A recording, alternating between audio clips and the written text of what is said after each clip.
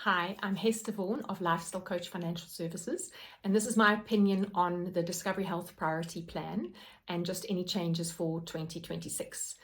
So I'm going to start with why you would choose to be on the priority plan. I'm going to be honest with you, it's not my favorite of the range. To me, it seems a little bit like in no man's land. In my opinion, I'd rather go for one of the top plans if it's worth your while, the executive or the comprehensive plans, if you are a heavy user of out of hospital medical expenditure.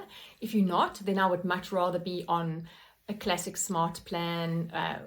That's my favorite, or the Essential Delta Saver plan with gap cover. You will have more cover in hospital on one of those plans and pay much less than you would with a priority plan. So why have they got the priority plan? It works for certain people. So it's got quite a nice amount of a medical savings. So it's quite a large medical savings benefit. And it's got an additional prescribed medicine amount. So if you are needing to use medication that's not on the chronic list, that would normally be paid for by Discovery Health, then this might work for you. But I would really consider it very carefully, because the reason why I'm not mad about the priority plans is they've got quite a lot of big co-payments that the other plans don't have. So this is over and above your usual co-payments. So for example, I call back and neck ectomies, probably not saying that correctly, but it's one of those kind of plans. One of those treatments that you need to have done, or procedures, 5,000 Rand co-payment for that. Then there's like hysteroscopies and hysterectomies and all those other oscopies, 11,500 Rand co-payment. And if you need reflux, spinal surgery and joint replacements, an additional 23,700 Rand co-payment.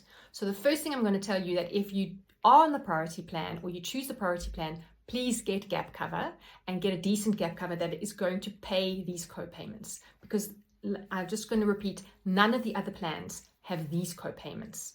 So, and also, this is a nice way to explain it. Why you would want the classic comprehensive and executive plans, I call it's like a safety net. You've got your medical savings. Once you're through your medical savings, there's a self-payment gap that you have to pay, and then there's a safety net, which is the above threshold benefits. And then once you've reached that, Discovery will carry on paying for a while for limited amounts.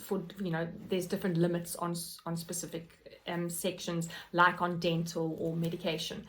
The priority plan is the same, but your savings is less, your self-payment gap is larger, and your above threshold benefit is far less. So it's like a very flimsy safety net. I like, if you land from too high, you're going to go straight through it. So I used to blanket like I don't like this plan, but I have actually come across one or two clients where it is working for them. So if you think this might be something that you would like to consider, then by all means, you can contact our office and book a call with me, and I'll go through your specific situation to check whether this would actually work for you. But yeah, so it's like a cheaper version of the classic comprehensive and executive plans. It doesn't have as much cover, and it's got all these extra co-pays. So for 2026, they're not massive changes. The only thing that you just need to take note of and make use of is the personal health pathways.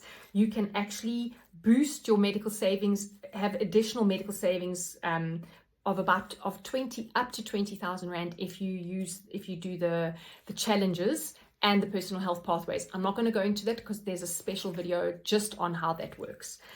So that's it. That's my take on the priority plan.